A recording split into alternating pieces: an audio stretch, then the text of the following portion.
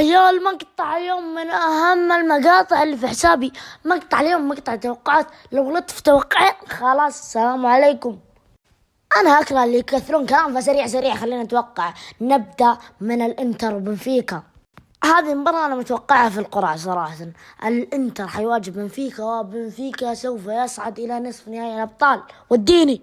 ونابولي سيقصي كبير الميلان وسيخرج من دور ربع نهائي. يا عيال ذي المباراة مرة قوية، تشيلسي والريال، بس أظن أنها محسومة سلفا للريال مدريد. وميونخ سوف يواجه مانشستر سيتي. الآن مانشستر سيتي من أقوى الأندية، وكذلك بايرن ميونخ، فأتوقع أن السيتي إلى نصف النهائي.